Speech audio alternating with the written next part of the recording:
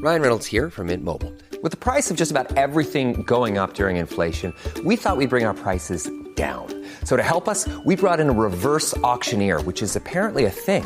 Mint Mobile Unlimited Premium Wireless. How to get 30, 30, bit to get 30, bit to get 20, 20, 20, bit to get 20, 20, bit to get 15, 15, 15, 15, just $15 a month? Sold! Give it a try at mintmobile.com/switch. New activation and upfront payment for 3-month plan required. Taxes and fees extra. Additional restrictions apply. See mintmobile.com for full terms. On today's Smart 7, more trouble for Russell Brand. Liz Truss celebrates her brief PMship and lots more. It's Tuesday the 19th of September. It's Talk Like a Pirate Day. And happy birthday, Twiggy. The Smart 7. It's news, but not the news.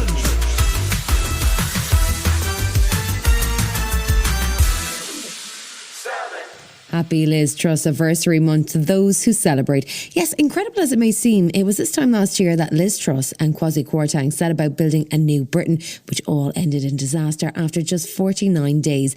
Liz seems okay about it though. In fact, she's got a book deal and has been busy doing lots of public speaking, including on Monday a speech laying out her economic vision. After 13 years of Tory rule, which she was in charge of 1% of, she's still blaming the current economic slump on the Bank of England, groupthink and seemingly Labour. Whether it was the anti-capitalist arguments of the Occupy movement, whether it was the diversity, wokery policies, we've all got to admit that it's the left that made the running. She's also due to have her prime ministerial honours list approved, even as the shortest serving prime minister, and Labour's Jonathan Ashworth says the current PM should be putting his foot down. If Rishi Sunak had any backbone, he would block this Liz Truss list, because I don't think hard-working families paying so much more on their mortgage think that list should go ahead. Liz isn't the only former PM in the spotlight, as the BBC's Laura Kussenberg has a new documentary series called State of Chaos that looks at British politics since 2016. She spoke to former Foreign Office Chief, now Baron MacDonald, who says some leaders were more power-hungry than others. The British system concentrates power in the hands of the Prime Minister.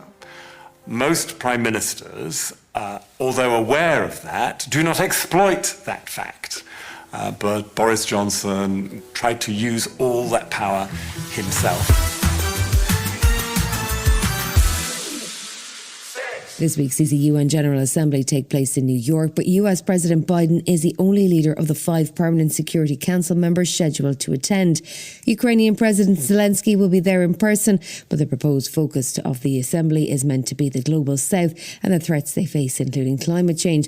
Zelensky has made good use of his time in the States, though, speaking at length to 60 Minutes and warning that Russian President Putin will seek to cause further chaos and instability as the 2024 presidential election gets closer. He's waiting for the United States to become less stable.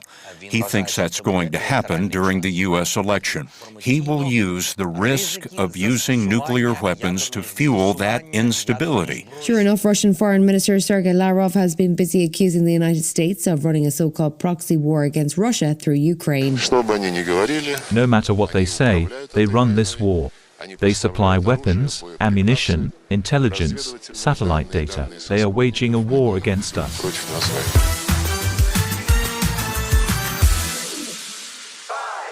Monday brought a series of cancellations for Russell Brand, the comedian and personality at the centre of accusations of rape and sexual abuse following Saturday night's Dispatches programme on Channel 4. His tour has been postponed for at least 10 days. His book publisher has paused all future projects, and he failed to turn up for his regular video broadcast on Rumble on Monday evening. The Met Police have now received an official complaint about a 2003 incident, and Caroline Noakes MP, the chair of the Women and Equalities Committee, says there needs to be a proper and detailed inquiry. Well, I think very clearly there needs to be a criminal investigation. These poor victims need to be supported and encouraged and empowered to go to the police and taken through a process that needs to be supportive of them. Lorraine Heggessy, former BBC One controller, says it's incredible Brand was allowed to act the way he did on radio and television for as long as he was. There just seems to have been a lack of senior editorial oversight over what he was doing. Nobody seems to have stepped in at any time to say enough is enough. And, you know, the results are plain for all to see.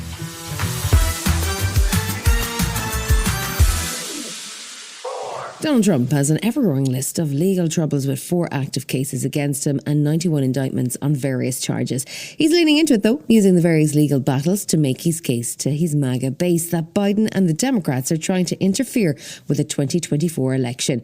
His most serious case is the one around the events of January 6th, and in an interview with Meet the Press on Sunday, Donald undermined his own defence, namely that he got bad legal advice. I was listening to different people, and when I added it all up, the election was rigged. Were you calling the shots, though, Mr. President, ultimately? Oh, sure. It was my decision. Still coming to Smart 7, the Champions League is back, and so is Aussie Soap Neighbours. Right after this. This Acast podcast is sponsored by NetSuite. 36,000. The number of businesses which have upgraded to the #1 cloud financial system. NetSuite by Oracle. 25. NetSuite just turned 25. That's 25 years of helping businesses streamline their finances and reduce costs. 1. Because your unique business deserves a customized solution, and that's NetSuite. Learn more when you download NetSuite's popular Key Performance Indicators checklist, absolutely free, at netsuite.com/tech. That's netsuite.com/tech. Welcome back.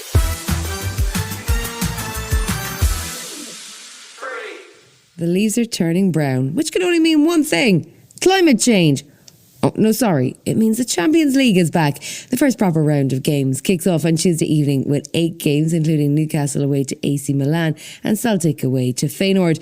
Manchester City are at home to Serbian side Red Star Belgrade, and the reigning champions are really keen to retain their title. Manager Pep Guardiola says they've a long way to go yet to reach a legendary status. For our club to win the Champions League is something incredible. But in perspective for the Champions League, how many teams won one Champions League? Just one. But there is a lot won 2, a lot won 3, a lot won 4, a lot won 5. So in perspective of the Champions League, we didn't do anything special.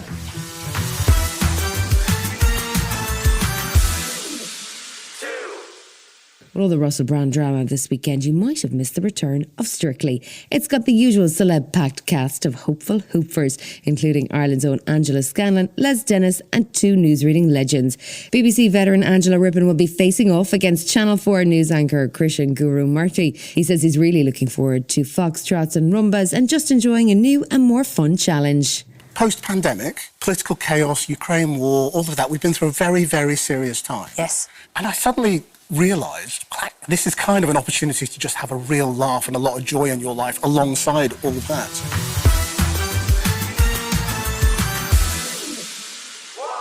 Monday night saw the return of much-loved Aussie soap Neighbours. Only a year ago, it seemed like the adventures of Ramsay Street would be no more, as the original production came to an end after 37 years and almost 9,000 episodes. But Amazon's news service Freevee picked up the show and gave it a reboot. And returning cast member Alan Fletcher, who plays Dr. Carol Kennedy, says it's been a bit weird for the cast. Neighbours was kind of like wearing old clothes for most of us. We're very familiar work environment. You go to work, you knew everybody. Coming back, the stakes are suddenly way up here because the show has been saved, and we really need to pay homage to that. We need to make sure that we're doing the very finest work we can. You've been listening to The Smart 7. We'll be back tomorrow at 7 a.m. Hit that follow button and have a great day. Give us 7 minutes, we'll give you the world. This Acast podcast is sponsored by NetSuite. 36,000. The number of businesses which have upgraded to the #1 cloud financial system. NetSuite by Oracle. 25. NetSuite just turned 25. That's 25 years of helping businesses streamline their finances and reduce costs.